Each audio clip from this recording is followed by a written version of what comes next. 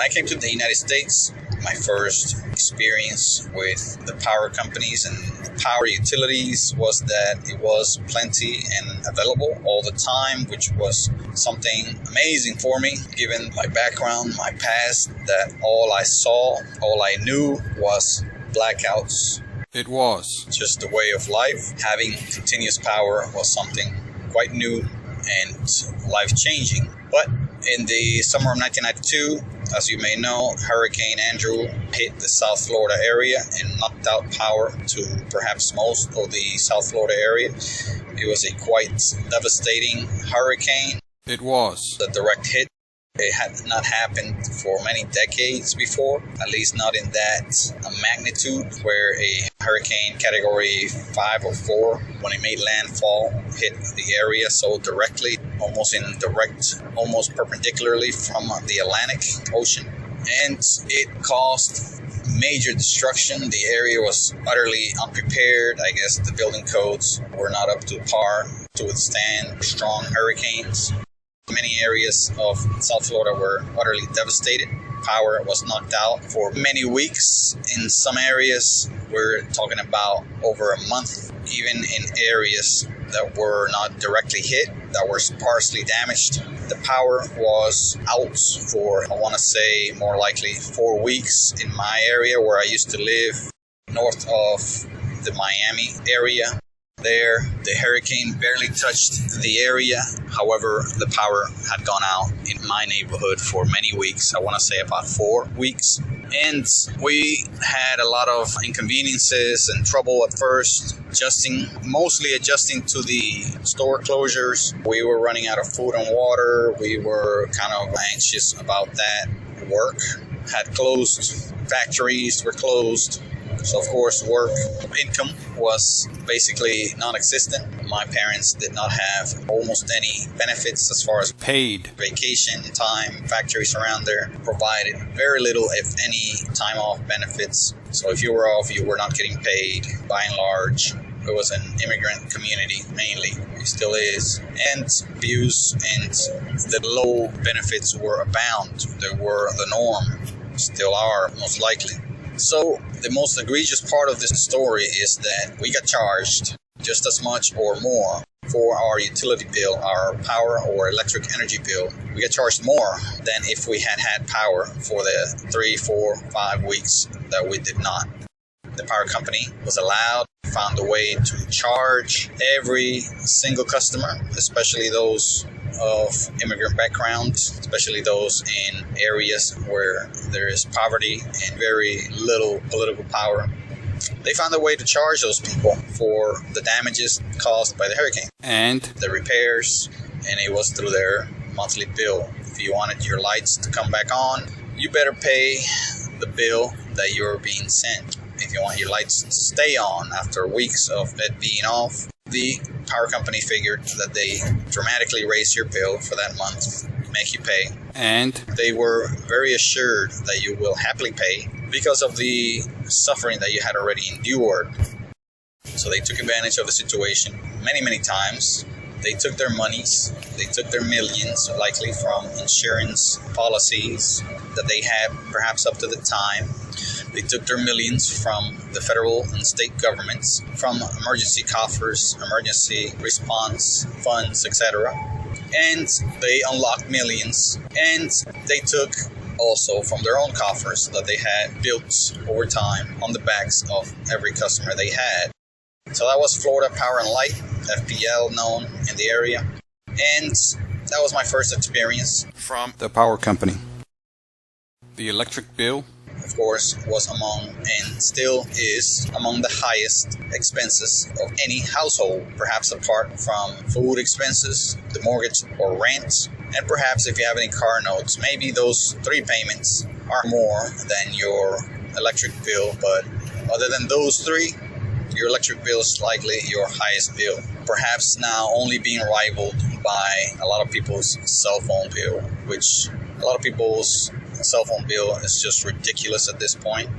A lot of people have a accepted and willingly submitted to very high cell phone bill costs because they want to have the latest and greatest phones. It has become a symbol of perhaps affluency, high status, whatever. So people are using that to represent their status, and they are very willing to pay for high cell phone bills. But even then, I believe your power bill is usually higher. We're talking in the hundreds of dollars, $200 to $300, perhaps on average, and a lot more for the most egregious cases. In 2002, I moved out to the Panhandle of Florida, and there I had very sour and bitter experiences again with the power company. This time I was paying for my own apartment's rents there, having a more or less difficult time there with adjusting to my new life. I was newly started a job and newly married and adjusting to all these changes happening. New location. My whole world had moved and changed in just a matter of weeks. Adjusting. Did this, and I get slapped with very, very high power bills to begin with in this new apartment. Very small apartment, 1 bedroom. And the bill was so high, I remember that I felt like I was being charged for the time that apartment was sitting idly, empty, unoccupied. Maybe they were trying to charge me for the entire time it was unoccupied, with perhaps the refrigerator being on, air conditioning on, lights on, who knows what else. And I said, wait a minute, no, I don't want to pay for this. This is too much. You are overcharging me. Obviously, I have not used this much power. Even with your connection fees, all of your extra fees, this is abusive. This is outrageous, the amount of money that you were charging me. I had a precarious and low income at the time. But these people didn't want to hear it. These people offered zero help.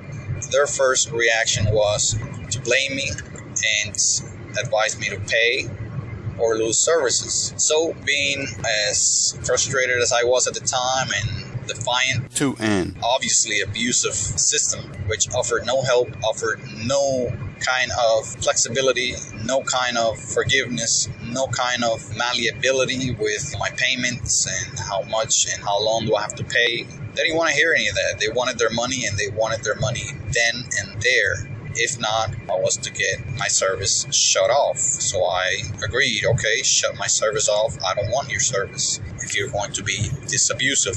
So they almost immediately shut it off. I want to say that same day or the day after, almost as if they had techs on standby, waiting in their trucks to get a call so they can go disconnect someone's power.